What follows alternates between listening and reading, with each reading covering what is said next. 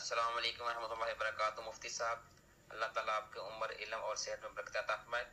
आपने बताया कि भी उम्रा किया जा सकता है किसी के नाम से, इसका ज़रा तरीका भी अर्ज फरमा दें कि इसका तरीका जो है बिल्कुल वैसे ही है जैसे अपने लिए उम्रा किया जाता है या इसका कोई मुख्तलिफ तरीका है। अस्सलाम वालेकुम रहमतुल्लाहि व बरकातुहू। जी वालेकुम सलाम रहमतुल्लाहि व बरकातुहू। किसी के नाम पे उम्रा करना ये शरअन जायज़ है। इसी तरह आप ज़िंदा बंदे के नाम पे भी उम्रा कर सकते हैं। हमारे उर्फ में तो ये मशहूर है ना कि जो बंदा फौत हो जाए उसके नाम पे क्या उम्रा किया जा सकता है। जी, उसके नाम पे भी उम्रा कर सकते हैं और ज़िंदा बंदे के नाम पे भी उम्रा कर सकते हैं।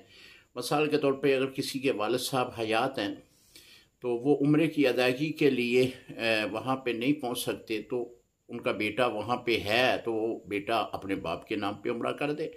जितना सवाब बेटे को मिलेगा उतना सवाब वालिद को भी मिलेगा।